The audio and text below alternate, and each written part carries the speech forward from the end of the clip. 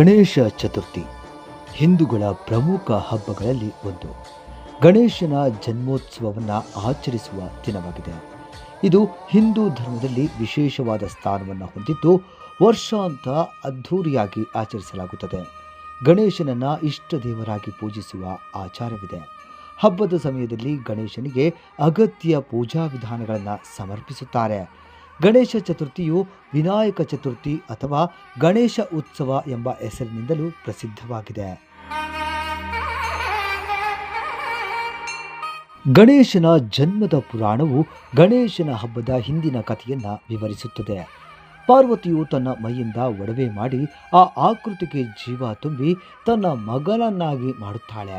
ತಾಯಿಯ ಅಣತಿಯಂತೆ ಗಣಪ ಮನೆಯನ್ನ ಕಾಯುತ್ತಿರುತ್ತಾನೆ. ಶಿವನು ಮನೆಗೆ ಬರುವಾಗ ಗಣೇಶನು ಅವನನ್ನು ತಡೆಯುತ್ತಾನೆ. ಇದು ಶಿವನ ಕೋಪಕ್ಕೆ ಕಾರಣವಾಗುತ್ತದೆ. ಶಿವನು ತನ್ನ ತ್ರಿಶೂಲದಿಂದ ಗಣೇಶನ ಶಿರವನ್ನು ಕತ್ತರಿಸುತ್ತಾನೆ. ಪಾರ್ವತಿಯ ನೋವನ್ನು ಮನಗಂಡ ಶಿವನು ಆನೆಯ ತಲೆಯನ್ನು ಗಣೇಶನ ದೇಹಕ್ಕೆ ಅಂಟಿಸುತ್ತಾನೆ. ಹೀಗಾಗಿ ಗಣೇಶನು ಗಜಮುಖನಾಗುತ್ತಾನೆ.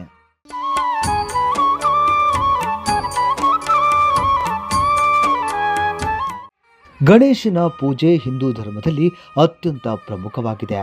ಗಣೇಶನು ವಿಘ್ನ ವಿನಾಶಕ ಮತ್ತು ಅಗ್ರ ಪೂಜಕ ಎಂದು ಪರಿಗಣಿಸಲ್ಪಟ್ಟಿದ್ದಾನೆ.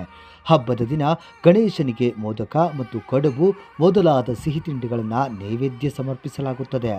ಇದೇ ಸಮಯದಲ್ಲಿ ಗಣೇಶನ ವಿಶೇಷ ಮೂರ್ತಿಗಳನ್ನು ತಯಾರಿಸಲಾಗುತ್ತದೆ. ಅವುಗಳನ್ನು ಮನೆಗಳಲ್ಲಿ ಮತ್ತು ಸಾರ್ವಜನಿಕ ಸ್ಥಳಗಳಲ್ಲಿ ಪ್ರತಿಷ್ಠಾಪನೆ ಮಾಡಲಾಗುತ್ತದೆ.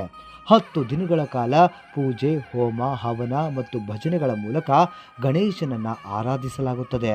ನಂತರ ಗಣಪನನ್ನು ವಿಸರ್ಜನೆ ಮಾಡುವ ಮೂಲಕ ಸಾಂಪ್ರದಾಯಿಕವಾಗಿ ಹಬ್ಬದ ಸಮಾಪ್ತಿ ಮಾಡಲಾಗುತ್ತದೆ.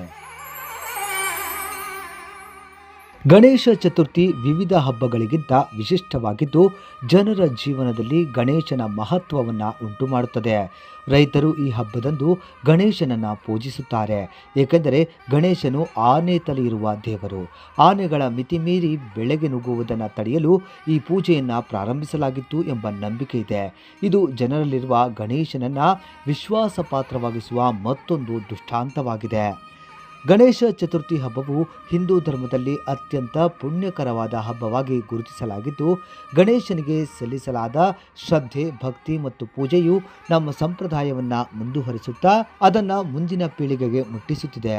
ಮತ್ತು ಇಂತಹ ಉತ್ತಮವಾದ ಮಾಹಿತಿ ಹೊಂದಿದ ಈ ವರದಿಯನ್ನು ಕೂಡಲೇ ನಿಮ್ಮೆಲ್ಲ ಸ್ನೇಹಿತರೊಂದಿಗೆ ಹಾಗೂ ಬಂಧುಗಳಿಗೆ ಶೇರ್ ಮಾಡಿ.